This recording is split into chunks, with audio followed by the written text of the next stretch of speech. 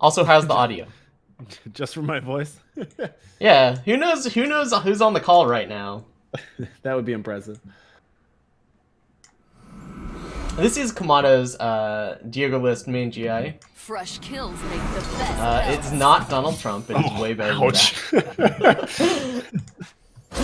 All right, let me see if I can get. Do you want to send video my way or? Oh, okay, you got it already. Yeah, Let me I just see. put it on. Yeah.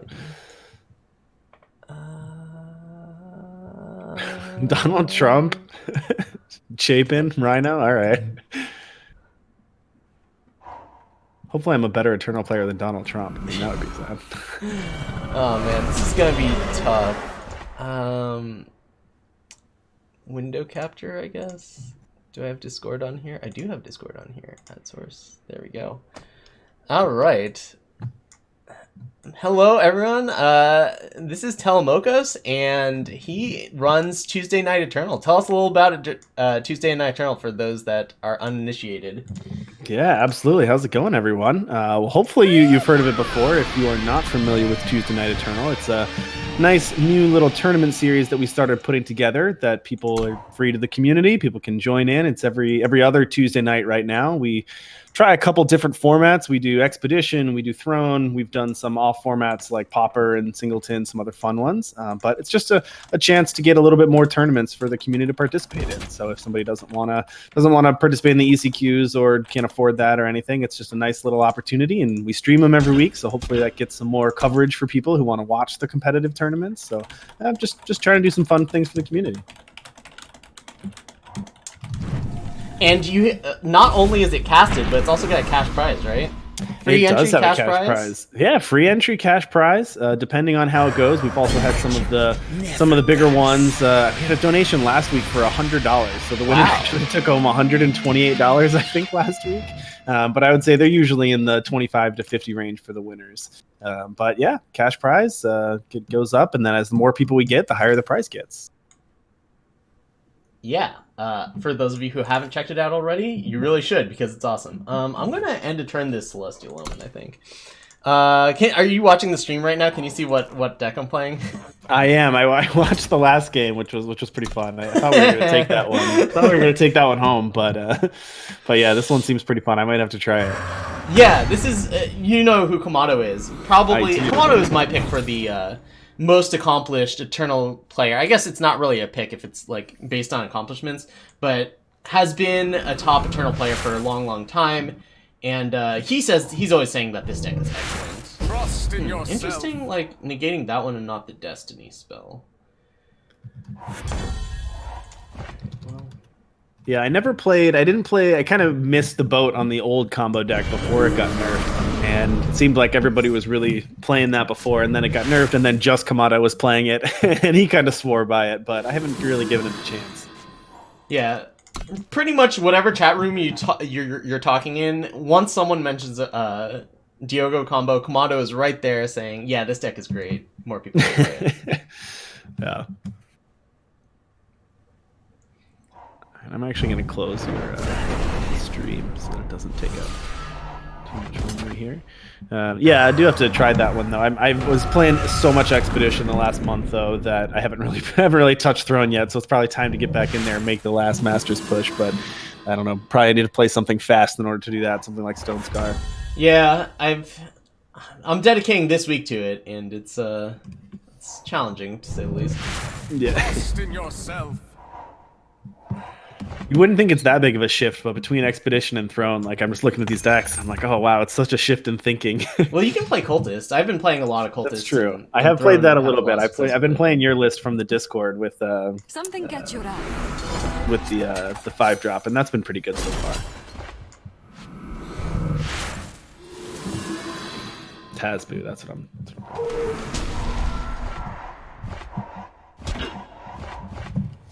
Do I need this face Aegis? I guess there's no real reason not to take it here. Alright, so why don't you tell us about your involvement with Eternal? Like, I know I have a rough idea of, your background and whatnot, but I don't think very many people know about it, and I think it's kind of cool.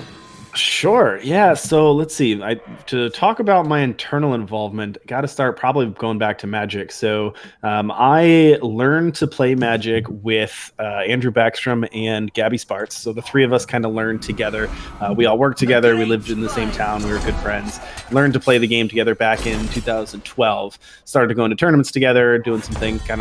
Really got into the game at that point. And then I made the decision to start having kids, and I've had three kids in that time, while BK and Gabby have moved on and played Magic a little more professionally, I guess you'd say, than I have. So I kind of took a back seat and just kind of started to play the game a little bit more casually, just because I didn't really have time. I had other priorities in my life, so always supported them and been playing Magic since then. And then obviously BK started working at Direwolf and kind of brought up Eternal to me and got to know Luis as well. So the two of them obviously were all about Eternal, and so I picked it up. And one of the things I really liked about it, got into it, was that the games, it was a lot easier on the time commitment. So you play one best of 3 match in Magic, and it can take an hour. You try to do a draft, and it can take an hour and a half or 2 hours, and I just don't really have the time to be able to commit to that. But to be able to play a game of Eternal is 5 minutes, 10 minutes, so you can play games here and there.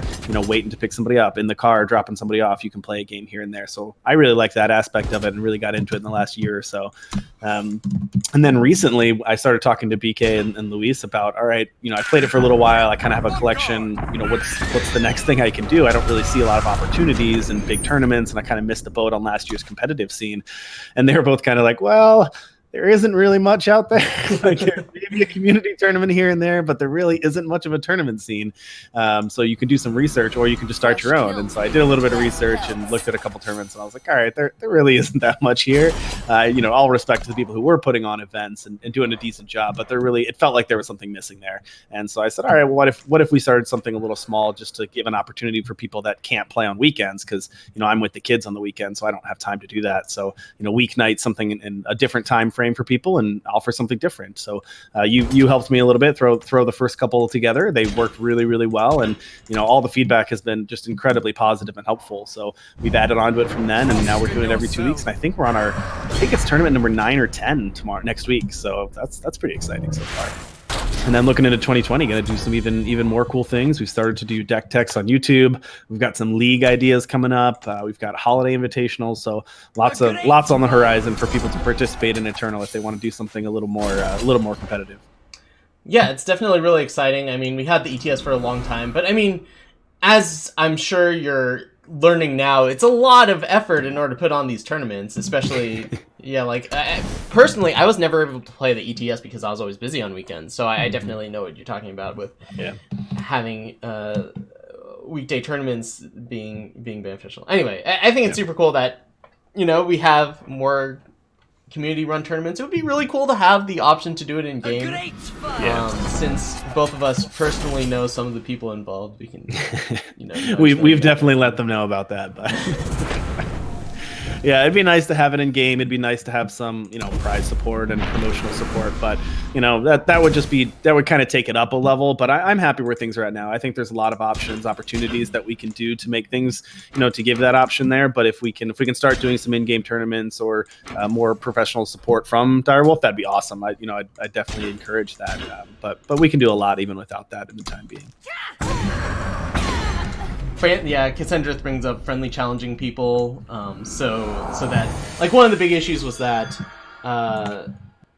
you can, like, when you do a friendly challenge, it defaults to throne, so some cards don't behave the way they should. I think I'm going to do this and hope to get the hope to stick around for the permafrost. Oh, this still has justice. Come on. Oh man, we're going to get hit by a snowball and this is going to die. I'm going to be so sad. Yeah, listeners are a big part of that too.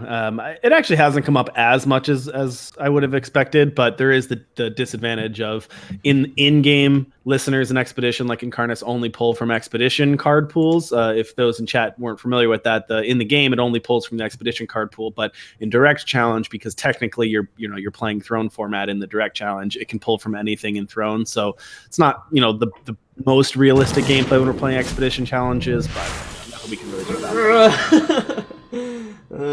Okay, that's pretty good. And they can just torch this and then that's pretty good. All right, I need another one of these stats. All right, yeah, you mentioned about starting the game with BK and Gabby. I think actually the first time I met Gabby, you were there. This was at GP DC. It was like forever ago, but it was a team GP, and I remember that Gabby was there, and she was surrounded by, flanked by two very tall guys, at least tall compared to her. And I know one of them was BK, and I guess I didn't know who you were then. Probably not. Yeah, that could be. I always love those GPs because I'm always the third person that nobody knows. Whenever we played in those team tournaments with BK or Luis or Gabby, they're always like, yeah, these two people, and then this other random person. There was an article, if you remember, Matt Sperling used to do these like team power rankings before the big team GPs. Oh yeah. I think my favorite one was when our team was like on the team power rankings, and he was like, I have no idea who this third person is, but maybe if they win the tournament, people know who it is in the future. Yeah, so Lights Out Ice, I did consider that. It was between that and just Ice Bolt. I figured that, I don't know, I felt like it was better to just Ice Bolt the Sandstorm Titan because, well, I don't know, maybe that was wrong. Yeah, my marketplace is looking a little thin here. Right. Yeah, those team power rankings were pretty hilarious. Yeah, Murder of Crows. So I see you in chat there. I did just finish I finished recording a deck tech last night on the Felon Control deck. I'm sure we'll talk about that in a couple minutes, but did a nice deck tech with that one. I don't know if I should publish the deck tech tomorrow and just say, hey, get it out there before any balance changes are announced. I don't if there are any, later this week or whatever, or just wait until balance changes are posted and post it next week and have it be not relevant anymore. Yeah, Dean sucks. It's because this deck is all in on the combo basically, and I couldn't get it. Oh yeah, and someone mentioned that I should go for Excavate first. In that game, I think I needed to go for Reread because I don't know. There was some reason in the game where I needed to go for Reread first. Like, oh right, I just didn't have the right merchant for Excavate. I would have, but I figured I might as well do something as opposed to nothing. Yeah, I'll retry this one. Sure. Someone who no one knows who they are? Oh, come on, okay. Alright, get the streamer fair to enough. do more work for the viewers. Source. Text. Telemokos. It's Telemokos, right? Yeah. Okay. Sometimes I stream that out. @_Telemokos? Yeah, the Twitter. Draw, mister. There we go. Alright.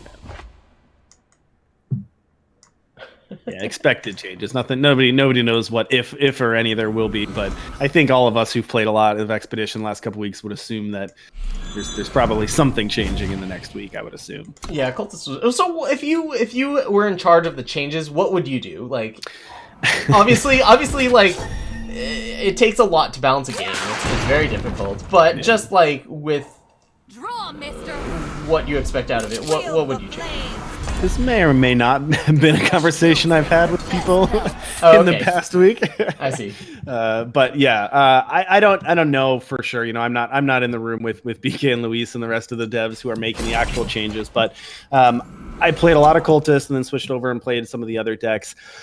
I may have a different opinion than a lot of people. So from my perspective, you look at the Cultist deck, I do think something should be changed. I don't think the format's as bad as a lot of people make it seem. I think it's actually pretty fun right now. I think there's a lot of gameplay, really good strategic gameplay right now. So I don't think I would change a lot, but I do respect the fact that, 80% of the field being one deck, you should probably adjust something. You want some more options there. So I think it's a small tweak. Now, some people are talking about tweaking the cheap cards in the Cultist deck. The Recursion, the Nahid's Faithful, the Slumbering Stones, that whole part of the deck. And honestly, I don't necessarily agree with that for a couple reasons. One is because that aspect of the deck you can deal with. Decks who are prepared for that can actually handle that recursion fine, and basically shut off that piece of the deck if they're able to. And I think that is healthy. Second, because I think that gives a nice feel to what the cultist deck is all about, right? That's the theme of the deck. You wouldn't want to shut off that part. You want to keep that as what the deck's about. I think the problem with the cultist decks is that after you're able to deal with that kind of cheap recursion early game plays, once you're able to deal with that, well, then they just pull in the incredible power of Incarnus and the Temple and even Vara at the top end and Carved. And so they can kind of play both games. They can play the cheap interaction recursion game, and then if you're able to deal with that, then they can just beat you with the massive card advantage, big hitters at the end of the game. I don't think the deck should have great access to both. So I think you either nerf one half of it or the other, and I would actually go towards nerfing the second half of it, because if you nerf the recursion aspect, it becomes less of a cultist deck and just kind of, Xenon mid-range or Xenon control, which you kind of have other control decks in the format. I think I'd prefer to see some sort of either removal of Big Vara or Temple or some sort of nerf to those cards, so that if you want to have a competitive cultist deck, it really has to be based around the sacrifice and recursion, and it doesn't just get to play a control game if that gets handled, if that makes sense. Interesting. I have a very different opinion on it. I actually think that all you need to do is make Arc of Soul cost one more, and I think that solves a lot of problems. Because, the super busted... I think that Cultist makes sense as a deck that can have a really big late game with a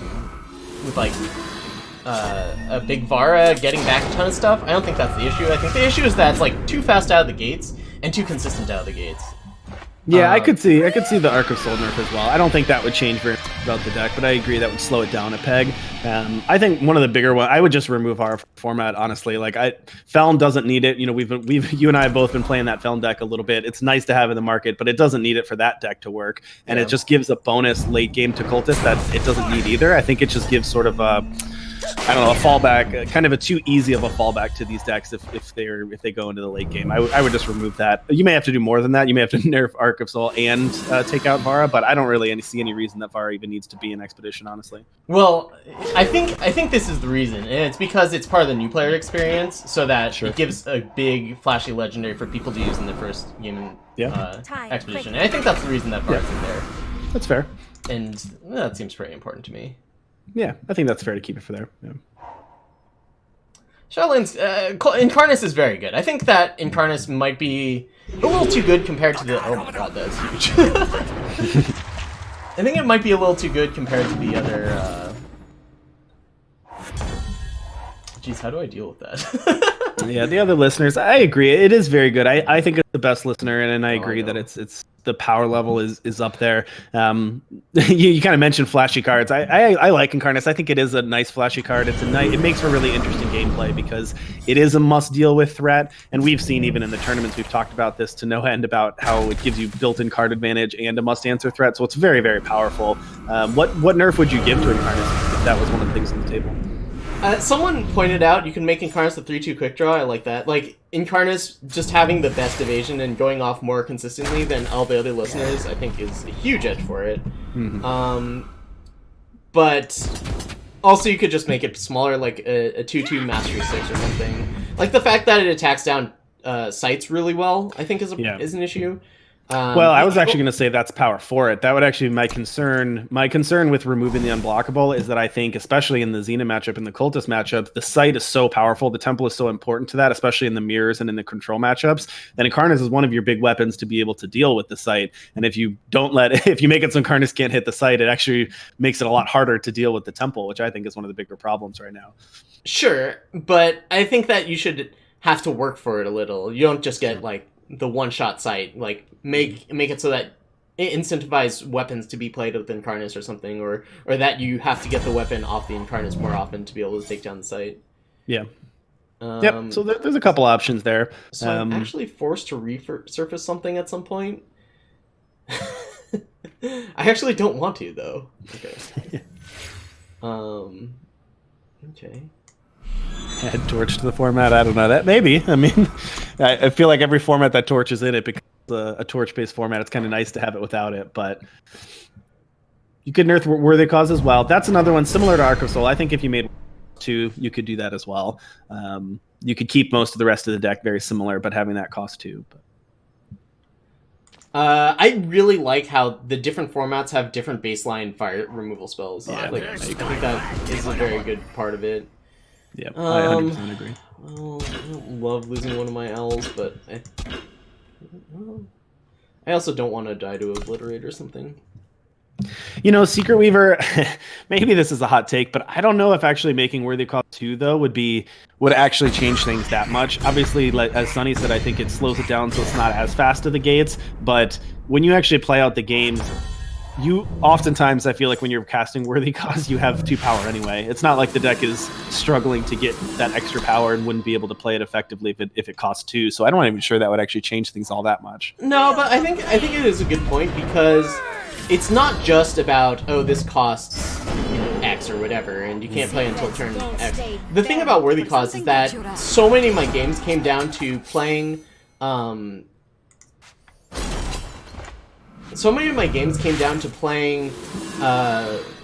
like, Temple and Worthy Cause when I had 6 power, and that was what swung the game. Sure. So I do think that a nerf to Worthy Cause would make sense as well. Yeah, you bring up Temple. I think Temple is one of the biggest things, one of the biggest issues, because it's so hard to deal with. Like you said, having Worthy Cause at 1, but then even just being able to, the deck has so much resiliency to be able to get the early creatures out, then drop Temple, and then give the killer, that it's so hard to pressure the site. It's almost impossible if you're on the back foot to ever answer that site, because Cultists will already have units out, and then they'll be able to deal with your biggest threat from the killer. That it's very rare for them not to be able to protect the site, and almost always ultimate it unless you have the answer right then and there, which is definitely tough when we mentioned how resilient the early game is. Yeah, too much flexibility during the early game is what I would look at. Yeah. I don't know. As far as the site goes, I think the site is like really good in the mirror, and it's fine in other matchups, but I don't think it's nearly as good in other matchups as it is in the mirror. Because in the mirror, there are so many, 0x's that people are playing, that the scare really gets a lot of mileage, and stealing the void. I think that's the best application. But anyway, I'm looking forward to seeing what they do. One thing about Eternal that I really like is that they tweak other cards as well when they do their balance changes. It's not all just knee-jerk reactions. Sometimes, like, a card will get better and spawn, or make an archetype playable, and I think that's really cool. And also, the fact that they do draft changes, I'm really a huge fan of that. Yeah. I do expect them to, I think they're looking at fire-based aggro decks, making those a little stronger too, so I wouldn't be surprised if, in addition to nerfing Cultists a little bit, they also buff the power of the fire-based aggro decks a little bit. I think that the Stone Scar decks and the Oni decks, you can tell that there's a deck there, and you can tell that they can compete, but it's just they're a little too light right now. I don't think they can really compete as much as they would want them to, and I think having a fire aggro deck be good in the format makes it healthy and keeps the other decks in check, so I wouldn't be surprised if we saw a buff or a new card or something to help some of the fire aggro decks compete a little bit with all the slower decks. Yeah, it's a total shot in the dark, but, like, what is a card that you would think, oh, this card, maybe we should do this. And there's so many cards that, like, coming up with the same answer that they would have come up with is basically impossible, but... Oh. Yeah, you put me on the spot there. I have no idea what card they could add to make those a little bit better. I think they would have to base a little bit off of what the nerf is too, because buffing one of the 1-drops or 2-drops or giving them a little bit more early game isn't really going to change anything if Cultist doesn't get nerfed in the early game, as you mentioned, because there's just so much resiliency to that. So, if it still dies to Worthy Cause and it still can't get through a gargoyle, then buffing those early units isn't really going to do anything. Now, if you did get rid of, if you did nerf the Cultists a little bit and they didn't have the Gargoyle Slumbering Stone, or you didn't have Worthy Cause or Arc of Soul, then you could get through. Maybe you'd give something, buff a power, buff a strength, and give something Overwhelm, so that it can get through. I think Overwhelm was one way that you can get through some of the Cultists, because they can't, chump blocking isn't as good. That would be one direction you could go, I think. I'm not sure if there's already in-game a cheap, aggressive unit with Overwhelm, but that would be one direction you could go. Buff the other Invokers. I would love to see Invokers be I don't know about a huge part of the format, but like a reasonably big part of the format. I think they lead to, occasionally they lead to stupid blowouts, but I think more often than not they lead to interesting gameplay and a lot of on-the-spot thinking. Yeah, the fire emblem is pretty good. It's possible. I'd be a little worried if they buffed it; it might be too good. But we haven't seen it a lot of play right now, so they could add some Fire Invoker and make that even better. But it's already pretty good as it is. I'm surprised it doesn't see more play. But anyway, so what other decks though? So let's say that there's some nerf here. We talked about some aggro decks. So the other two decks that I was playing quite a bit of that I liked a lot were that I actually think had a pretty decent matchup. Now, nothing I don't think had a great matchup against Cultists. Otherwise, you would have seen people playing it. But I think two decks that had pretty good matchups, or at least could go toe to toe with Cultists, were the different variations of Haru, the Haru Tempo, Haru Aegis decks, and the Feln deck that Murder of Crows put in the Discord. I had pretty good success with both of those against Cultists when I was playing them. Have you played with either of those decks much? I didn't have a ton of time over the weekend, so I played a little bit with the Felon Control deck, and I couldn't get enough of a grasp of it to play it in the melee confidently. Mm-hmm. But yeah, like those, it definitely seems like there are decks that have game against Cultists. Cultists just needs to be dialed back a little bit to let other people, other decks have a spot in the metagame. I mean, Stone Scar Dragons felt pretty good. It was just so bad against Worthy Cause.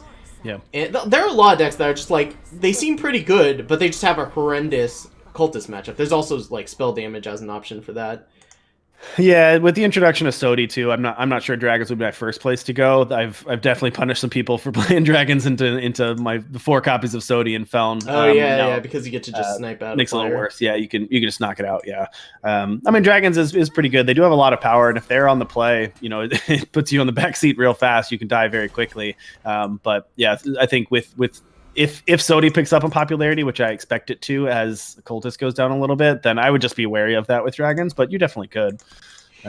I would probably, my first place to look would be the Primal based decks, because they haven't really gotten nerfs at all. There's a lot of options in Primal right now that are still being a little underplayed. And I think if Cultist does get a little bit of a nerf, that's where I would look first, would be what powerful Primal cards are there that already had pretty good games against the rest of the format and just needed a little boost over Cultist to be good. So I think Primal, as I mentioned, the two were both Primal based decks, both around Sodi, the Felon Control deck, and then kind of Huru mid-range. I think both of those have pretty good matchups against most of the format right now. Trying to figure out how I'm going to win this game. I think another 8 of the Huru into Zalchi does it, right? If I can keep enough of my army alive. That's 4 plus 4, 8 plus 7 is 15, so I need to attack for 3 on top of that. But they could have a kill spell. Well, not if they do this. Okay, so I need to attack for 4.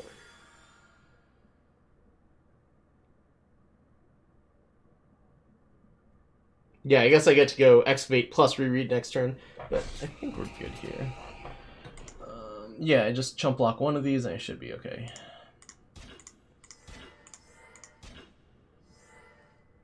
Oh, wait. Can I do something cool with, like, taking a hit and then casting 8 on their turn? That just seems sweet. Okay, I don't think that this is necessarily the thing to do, but this is what I want to do, Sometimes you get in those situations where... Absolutely. I find myself whenever I'm recording a deck, I see a play and I'm like, I don't think this is the right play, but it seems sweet, so let's do that one. Oh yeah. And this has the added value of making my opponent discard to hand size. Beautiful.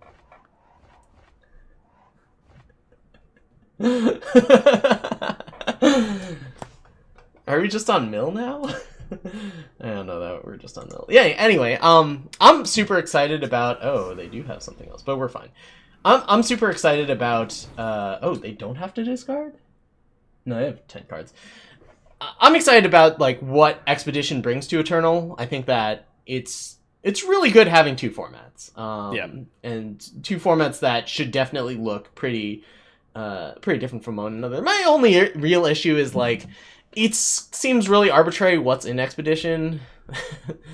Like, if you ask me what the cards are in Expedition, I don't know that I can even tell you. Yeah, I would agree. It is sometimes hard to tell, and I know they've worked on the UI in the client to be able to make that a little bit easier, but it does sometimes take a second to try to remember what cards are in there. I agree. But yeah, I totally agree. I think it's great to have Expedition in there. I know there's some concern, and I do respect some people's concern on building up a collection and then how much you can afford. I think there was a recent podcast episode about that.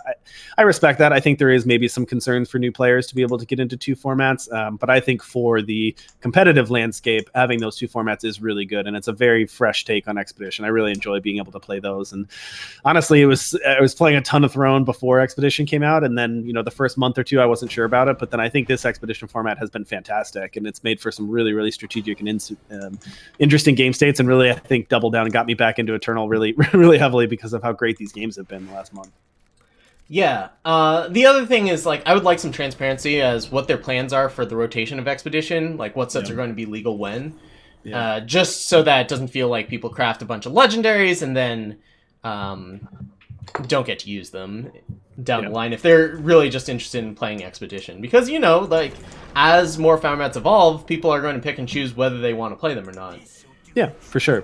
And I don't know if this is exactly what they're going for, but the way that I kind of mentally think about Expedition is it's kind of like block constructed, right? It's like take their most recent set. What if that was the competitive format of the day? But then by itself, it might not be the most competitive format. So we need to introduce a handful of other cards or other things to keep it balanced and make it competitive and support all the different decks. So I see it kind of like it's a block deck. This is the set where we have a format around this set, and then a couple other cards or a couple other expansions just to support the archetypes that are in that set, if that makes sense. That's the way that I think about it. Mm-hmm. So I wouldn't be surprised if when the next major set comes out, they wipe everything out and then Expedition becomes that major set plus a couple other cards or plus a couple other, smaller expansions to help campaigns to help, fill out the format and make it even.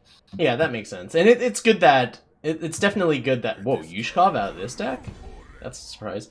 It's definitely good that, the format matches the draft set.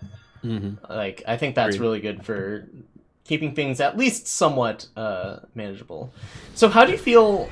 It may be a faux pas to talk about this, but how do you feel about the recent direction to kind of?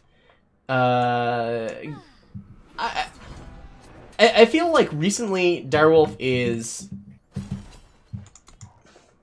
making it so that there are more opportunities to give them money. And I think as a result, they are getting more people's money. And I know that some people are a little unhappy about it, but I think it's fine. I want Eternal to succeed, and I'm happy to support them, and I'm happy if other people support them. But I also realize that, my position, I am someone that has had a full-time job and has relatively low cost of living.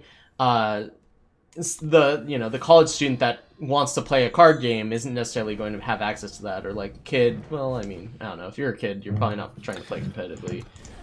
Yeah, that's a fair point. Obviously, we come from a position of privilege to not have to, quite worry about that as much. But I don't know. It's tough because I think that Eternal is still one of the more friendly games on the market. Compare it to Arena or Hearthstone or something else. Direwolf gives you a lot of stuff for free. I mean, it's a pretty cheap game to play. They're very, very friendly with that. So I wouldn't go too far as to say that they're being too money grabby. I think they give a lot for free, or at least your opportunities to get cards is very, very easy in the game, and I think they give you a lot of opportunities to do so. But you're right. I think they have introduced some on the competitive side. I think they've introduced some more formats and more events where it does take money or gems or coins to play. It doesn't bother me that much, I think, because it's really on the competitive nature. I don't think they've gated entrance to the game to play at all. I don't think they've made it any more expensive for people to play if they just want to play the normal game. If you want to play solo or you just want to play your normal throne or ladder, I mean, you can do that and it's very cheap. It's really, I think they've put the financial gate more on the highest level competitive play. And if you want to play this to get to Worlds, or if you want to play for tournaments, or you want to play to be the best, then there's some money attached to it, either in the forms of gens or coins. And I think that's fine. I think if you want to put your most competitive landscape behind that, I don't think that's a big deal.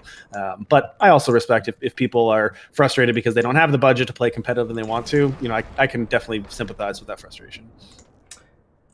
Yeah. I had a comment somewhere in there and I've forgotten. Sorry. Yeah, so okay, I think that having more opportunity, because like for a long time there just wasn't anything to do in Eternal. Like Right. in the lull from the last Masters Challenge to the beginning of this new ECQ season, there really just like wasn't a lot to do, and I think that the player base suffered because of that. And I'm glad that we're against cultists.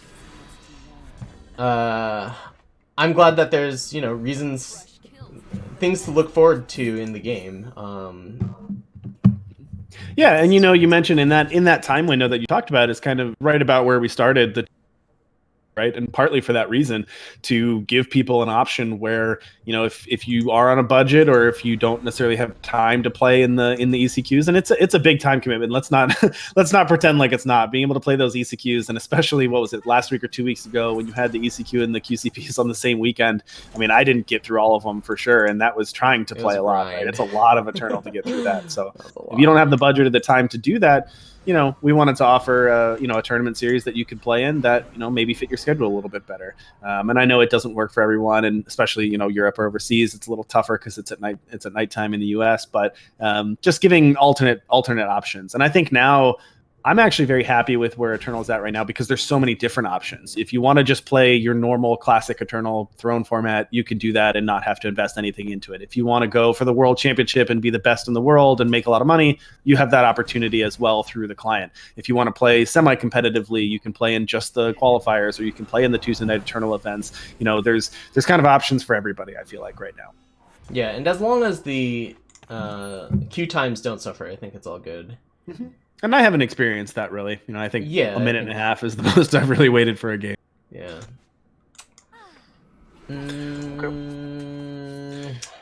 Really wish. All right, guys. Well, I gotta run here. So, pitch quick. First of all, thank you, Sonny, for chatting with everybody. Good to be on and support you and support everybody in the community. I know I love your stream. You're always good there, and you've been beating me up, man. I think the last 3 times we played, you've beaten me in really close matches. I got to take one here. Oh man, that's been frustrating. Every time I see Sonny against me in the client, I'm like, oh man, I gotta win this one. But yeah, thanks for having me on, everyone. I hope everybody has a great Thanksgiving. Hopefully, if anybody's traveling, be safe. Hopefully, everybody has a good Thanksgiving holiday. And then we will be, we'll be live next Tuesday. Will be an expedition challenge, so you guys can go ahead and sign up for that if you want. Like we said, it's totally free. Bring whatever deck you want. Some people bring competitive decks, but honestly, we see a lot of creative decks too. So I know John Holio, if you're still in here, always brings something fun. So bring what you want, sign up for free, play some Eternal at night, and be a pretty good time. And then in 2 weeks or in 3 weeks, we have the Holiday Invitational, which that'll be a little bit more competitive. We're gonna actually do this cool hybrid Expedition Throne. So the Swiss rounds will be Throne, and then the top 4 will be Expedition. So you got to bring 2 decks and be ready to kind of switch mid tournament. So that'll be kind of exciting. Cool. You want to plug that in chat one more time? Sure. Yeah, thanks for joining me. It's a pleasure to have you on. If you ever want to hop on for just to hang out, you're definitely welcome. Absolutely. And yeah, hopefully I'll be able to cast that holiday invitational, but unfortunately I don't think I'll know for a while whether I will. No worries. Because the people the people it hinges on are out of town. So yeah, no worries. Well, we'll figure it out. I know that Jedi and Matioka are qualified, so they're both playing. They both really want to play in it. So, but I'm sure we have plenty of people who want to help out. Yeah, sounds good. All right, well, have a nice Thanksgiving, and I'll see you later. Thanks, man. Thanks. You too, Sonny. Have a good stream. Have a good Thanksgiving, and thanks, chat. See you, everybody.